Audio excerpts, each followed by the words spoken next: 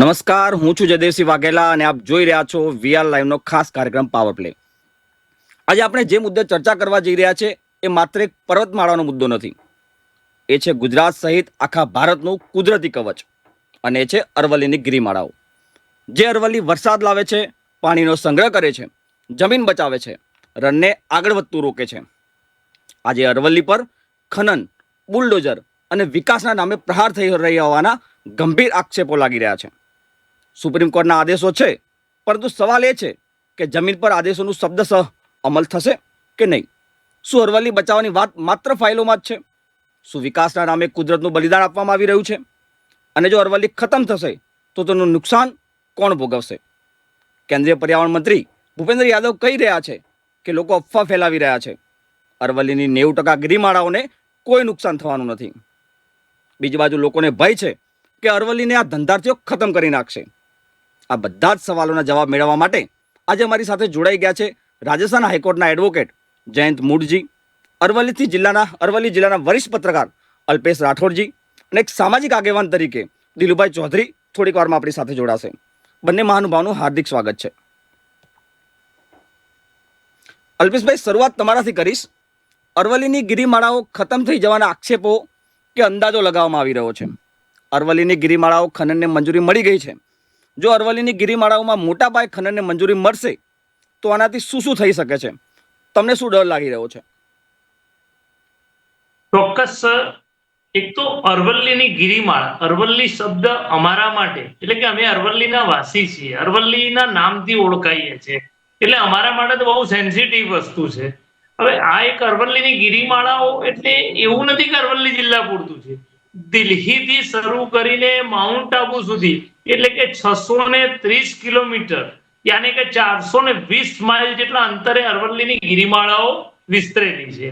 આ ગિરિમાળાઓ હરિયાણા, રાજસ્થાન, દિલ્હી, ગુજરાત અને કેટલાક વિસ્તારો બીજા છે એને અસર કરે છે. આ ગિરિમાળાઓના કારણે અત્યાર સુધી લોકોને ઘણો ફાયદો રહ્યો છે. માનો કે રણ વિસ્તરતું અટક્યું છે, કુદરતી સંપત્તિ બચી ગઈ છે, ઝાડો પણ બચી ગયા છે, જેના કારણે વરસાદ પણ સમયસર સારો એવો મળી રહે છે. જો આ પરિસ્થિતિ થાય એટલે કે લગભગ સુપ્રીમ કોર્ટના આદેશ મુજબ આ એવું કહેવાય છે કે 100 મીટર કરતા નીચી ગિરિમાં હોય ડુંગર, તેને ડુંગર ના કહી શકાય કે ગિરિમાળા ના કહી શકાય. અલા ભાઈ, 100 ની આ અરવલ્લીની ગિરિમાળાઓમાં 12,048 જેટલી પર્વતમાળાઓ છે, એમાંથી 1,048 એવા છે કે જે ડુંગરો છે. બરાબર છે. એમ કહી શકાય કે 100 મીટર કરતા ઓછું કરવા જશે તો માત્ર 8.7% જ ગિરિમાળા બચશે. તો 8.7% જો ગિરિમાળા બચશે તો અમારું ગુજરાતનું, રાજસ્થાનનું હોય કે હરિયાણા કે દિલ્હી, તમામ રાજ્યોનું, દેશના મોટા મોટા રાજ્યોનું મોટું નુકસાન થઈ શકે એમ છે. પ્રજા પરેશાન થઈ જશે અને ખનન માફિયાઓને એવું આ તો સ્પષ્ટ દેખાઈ રહ્યું છે કે આ ખનન માફિયાઓને ફાયદો કરાવવા માટેના ધંધા છે અને રાજકીય પ્રેરિત લાગી રહ્યું છે. जी जैन जी, आपके पास आना चाहूंगा. अरावली की पर्वतमाला जो गुजरात से शुरू होती है और दिल्ली तक जाती है. गुजरात में अभी धीरे धीरे इस खनन प्रक्रिया का विरोध उठ रहा है, लेकिन राजस्थान में इसका जोरों से विरोध हो रहा है. हमें सबसे पहले बताएं कि क्या है पूरा मामला और राजस्थान में किस प्रकार का विरोध का सुर उठ रहा है. देखिए, अरावली को लेके राजस्थान ही नहीं अपितु गुजरात, हरियाणा, उत्तर प्रदेश और तमाम देश के जितने भी पर्यावरणविद हैं वो इसका विरोध कर रहे हैं, चाहे सोशल मीडिया हो चाहे जमीनी स्तर पे हो. आज राजस्थान के विभिन्न हिस्सों के अंदर, तमाम जिलों के अंदर इसको लेके प्रदर्शन हुआ. आज स्वयं मैंने खुद ने भी, मेरा जो असेंबली एरिया है उदयपुर वाटी झुंझुनू जिले में पड़ता है, शेखावाटी की गोद में, हमने भी वहां एसडीएम ऑफिस का घेराव किया. वहां हमने ज्ञापन दिया प्रधानमंत्री जी के नाम से. और जो 2-3 से आप जो जिनकी केंद्रीय मंत्री, जो आप भूपेंद्र यादव जी की बात कर रहे हैं, तो भूपेंद्र जी यादव आक्षेप लगा रहे हैं कि ये कांग्रेस के समय पे ये जो इसके जो 100 मीटर की गाइडलाइन बनी है. लेकिन हम यादव जी को आपके चैनल के माध्यम से कहना चाहेंगे कि जो परिभाषा है कोर्ट के अंदर वो 14 साल पहले खारिज हो चुकी थी और 2024 में राजस्थान सरकार की अनुशंसा पे ये जो भूमाफिया है, चाहे खनन माफिया है, वन माफिया है, इनको फायदा देने के लिए, जो होटल रिजॉर्ट वालों को फायदा देने के लिए इस प्रकार की सुप्रीम कोर्ट से इस प्रकार की ये जो दिलाया गया, इनसे जो ऑर्डर दिलाया गया है। और आज मैं बात करें अरावली की, तो मेरे पास में कुछ फैक्ट मैंने इसमें नोट किए हैं कि जहां से भूपेंद्र यादव जी आते हैं वहां पे फॉरेस्ट सर्वे ऑफ इंडिया का ग्राउंड जो ट्रूथिंग था उसकी एक रिपोर्ट आई थी, उसमें 128 पहाड़ियों में से 31 पहाड़ियां मतलब 24% पहाड़ियां गायब हो चुकी है। ये बकायदा ये डॉक्यूमेंट्री के अंदर आया है।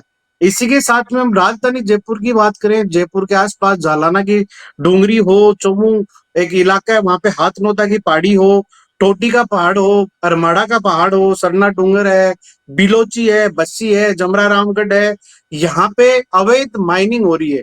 अकेले भीलवाड़ा और जयपुर के अंदर 2020 के अंदर 26,000 से ज्यादा मुकदमे अवैध माइनिंग के इसके अंदर दर्ज हुए हैं, जिसके अंदर कोई भी इसके अंदर कार्रवाई नहीं हुई। इसी के साथ में मैं जिस जिले से आता हूँ अलवर, जो शेखावाटी का जो इलाका है, यहाँ पे खेतड़ी और एक हमारे उदयपुर वाटी के अंदर एक आयरन की पहाड़ी थी, जो पहाड़ी थी बागोली, पचलंगी, पापड़ा और कैरोट 4 ग्राम पंचायतों में थी, जिसका 4.36 लाख टन जो माल था ये कांडला पोर्ट के जरिए दुबई चला गया और बाद के अंदर राजस्थान में पिछली सरकार के समय ये माफिया पकड़ा गया था। इस प्रकार के राजस्थान में भयावह हालात है। आप माउंट आबू, सिरोही की बात करें, चाहे गुजरात के बनासकांठा एरिया की बात करें, इस इलाके में भी जाते हैं वहां भी अवैध माइनिंग चल रही थी। ये साफ साफ अवैध माइनिंग करने वालों को फायदा देने के लिए भारतीय जनता पार्टी के इशारों पे ये सारा काम हुआ है। જી जी અલ્પેશભાઈ, તમારી પાસે આવીશ. અલ્પેશભાઈ, તમે તો અરવલ્લીના જ પત્રકાર છો. એ જિલ્લો જેનું નામકરણ જ આ પર્વતમાળાના નામ પરથી પડ્યું છે.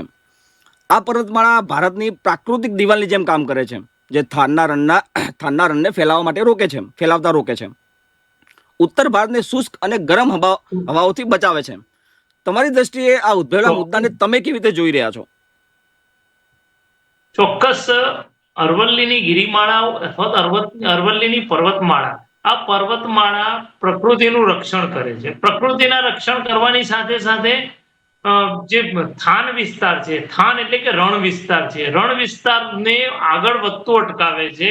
પર્વતમાળાઓના કારણે ત્યાં કુદરતી સંપદા છે, ત્યાં કુદરતી રીતે ઝાડ ઉગતા હોય છે, કારણ કે સિટી એરિયામાં તો ઝાડનું સત્યાનાશ કરી નાખ્યું છે લોકોએ. અને વન માફિયાઓ, ભૂમાફિયાઓ, ખનીજ માફિયાઓ આ બધા જ અત્યારે એક જ વસ્તુ એ જોતા નથી કે ભવિષ્યમાં એમની પેઢીઓનું શું થશે. એમની પેઢીઓની એમની પોતાની હયાતીમાં જ જો આ પર્વતમાળાઓનું નિકંદન નીકળશે ને તો એ લોકોને જીવવું હરામ થઈ જશે.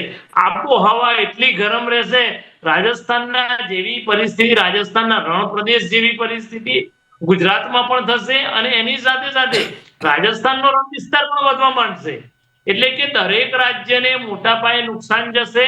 ખેતીની જમીન નહીં રહે, રણ થઈ જશે. પેલું નહીં, જળ ત્યાં જમીન નહીં, જમીન ત્યાં રણ, એ પરિસ્થિતિ આવીને ઉભી થઈ જશે. અને આ કુદરતી લાખો, હજારો, લાખો વર્ષો જૂની અરવલ્લીની પર્વતમાળાઓ છે. આપણે ઇતિહાસમાં પણ વાંચેલું છે કે ભાઈ મહારાણા પ્રતાપ અરવલ્લીની ગિરિમાળાઓમાં થઈને યુદ્ધ લડવા જતા હતા. દિલ્હીના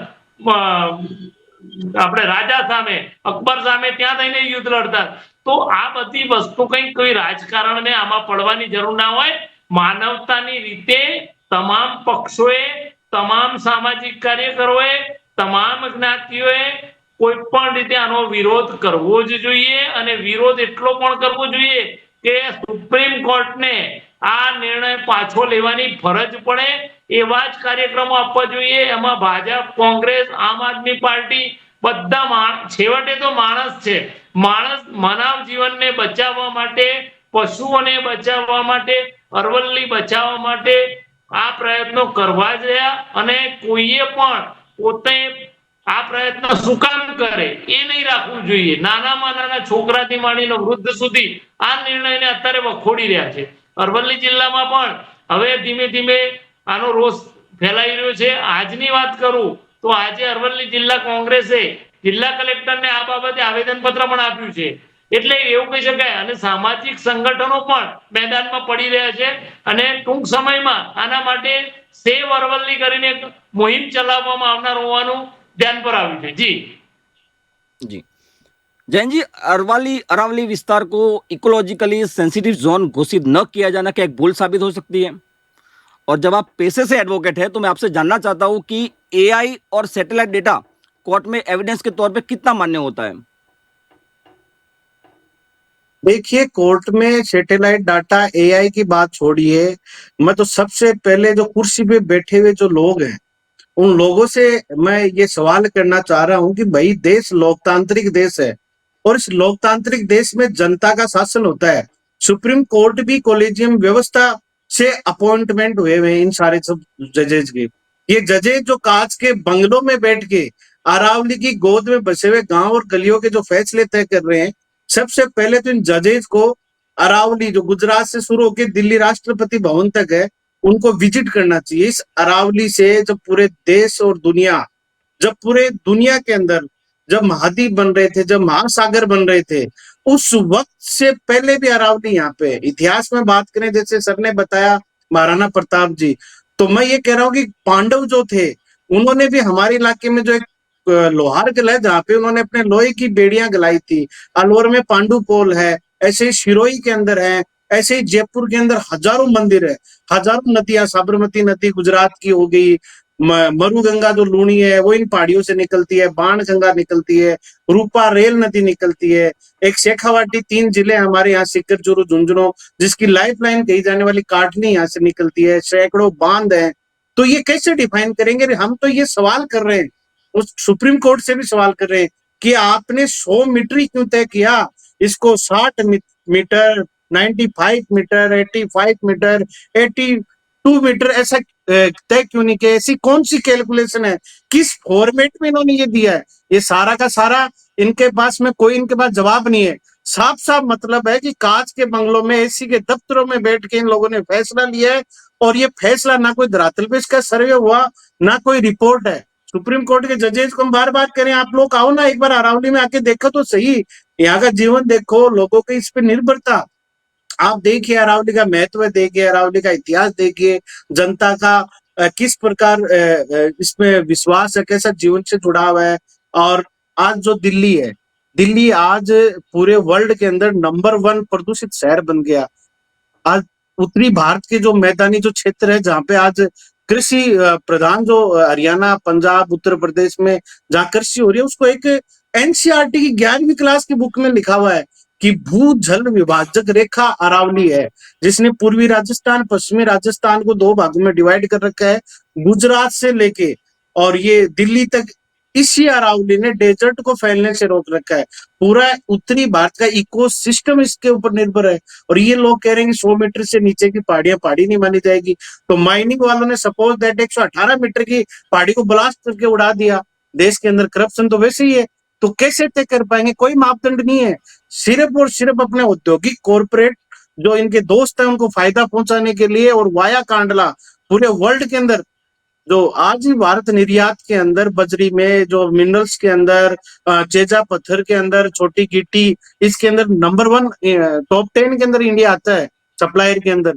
तो ये जो यूएस है, यूके है, न्यूजीलैंड है, ऑस्ट्रेलिया है, यूरोपियन कंट्री के अंदर वहां पे पॉल्यूशन नहीं फैले, क्योंकि इनके बच्चे तो बाहर पढ़ते हैं, परिवार बाहर पढ़ रहता है, इनको कोई मतलब नहीं है देश से। आज देश का आप एक्यूआई वाला मैप देखोगे तो सबसे ज्यादा प्रदूषित कोई ऐसे पूरे वर्ल्ड के अंदर कोई देश है तो वो इंडिया बना चुके। तो इस प्रकार की पॉलिसियां कहीं ना कहीं साफ करप्शन का इशारा है, और इसके खिलाफ लगातार हम लोग लड़ाई भी लड़ेंगे, और आप लोगों का सहयोग रहेगा तो इस मामले के अंदर इनको बैकफुट पे जाना पड़ेगा। जी, और कोई सवाल? જી અલ્પેશભાઈ, તમારી પાસે આવીશ. અલ્પેશભાઈ, આપ વ્યવસાય પત્રકાર છો, આ મુદ્દા પર સારી એવી પકડ રાખો છો. મને ને મારા દર્શકોને સમજાવો કે જો અરવલ્લી પર્વતમાળા નહીં બચાવીએ તો આગામી 15-20 વર્ષ પછી ગુજરાતને શું શું ભોગવવું પડી શકે છે?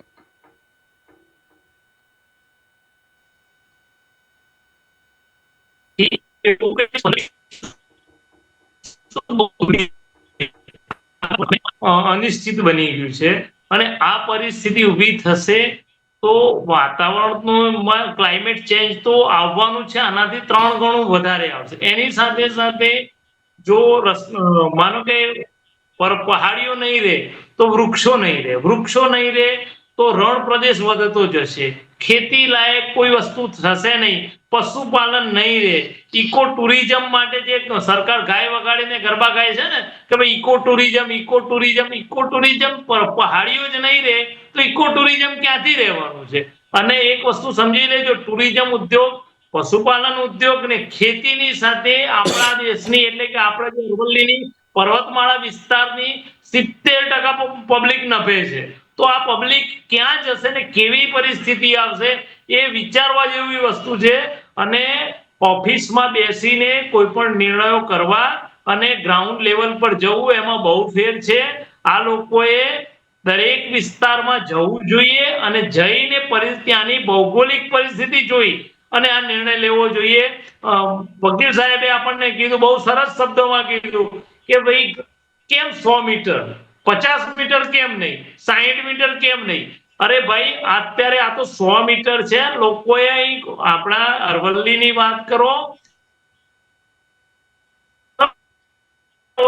કે ડુંગરા જેવું રહેવા જ નથી દીધું.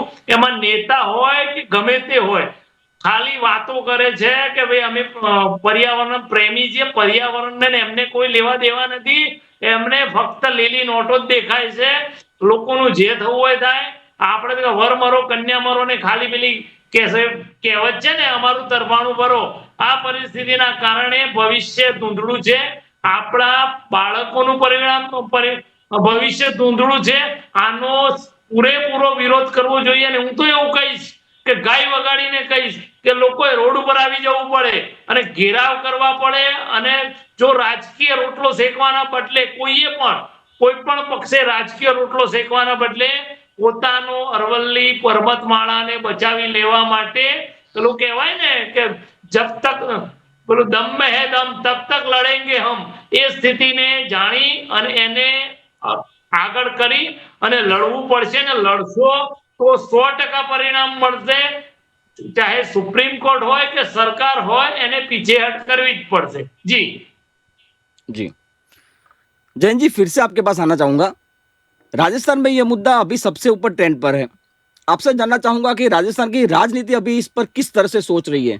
विपक्ष और सत्ता पक्ष दोनों इस मुद्दे पर क्या कर रहे हैं? देखिए, जो सत्ता पक्ष है वो तो स्टेटमेंट पे स्टेटमेंट दे रहे हैं. सत्ता पक्ष तो हमेशा से ही, चाहे किसी की सरकार हो, वो तो ये कहते हैं कि हम अरावली बचाने का पूरा भरकस प्रयास करेंगे, कुछ नहीं होगा. आजादी के बाद में से हम लोग देख भी रहे हैं. पूर्ववर्ती जो सरकार थी, वसुंधरा सरकार में भी हरियालो राजस्थान कैंपेन चला था, गहलोत सरकार में भी चला था. और प्रेजेंट के अंदर भी अरावली ग्रीन वॉल प्रोजेक्ट जो हमारे भजनलाल जी मुख्यमंत्री, उन्होंने चला रखा है. अभी 3 दिन पहले ही बहुत बड़ा एक इन्होंने इवेंट भी किया है अरावली को लेके. इससे देश के प्रधानमंत्री हैं, वो कह रहे हैं कि एक पेड़ माँ के नाम, चाहे पेड़ कितने कट जाएं, लेकिन कह रहे हैं कि एक पेड़ माँ के नाम. उन्होंने कैंपेन चला रखा.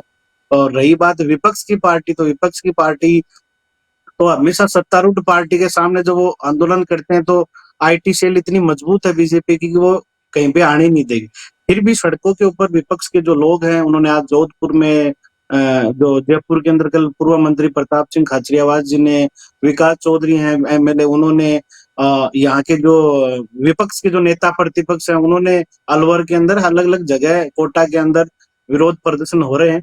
और इससे ज्यादा जो जेन जी जनरेशन है, उसने जितने भी इन्फ्लुएंसर्स हैं राजस्थान के अंदर, जो राजस्थान के अंदर एनी टाइम कोई ना कोई कंटेंट डालते हैं, सारे लोग इसको लेके वीडियोस डाल रहे हैं. जितने पर्यावरणविद हैं, जैसे सीकर में आज हर्ष पर्वत के ऊपर कुछ कॉलेज और स्कूल के जो डायरेक्टर्स हैं, कुछ जो क्या नाम फिजिकल कोचिंग वाले हैं, इन लोगों ने भी एक बड़ा अच्छा पहाड़ के ऊपर प्रदर्शन किया शांतिपूर्वक. इसके साथ में उदयपुर के अंदर कल बहुत बड़ा एक प्रदर्शन हुआ था. मूवमेंट ये जारी हो गया और लोगों का क्या आस्था का केंद्र है.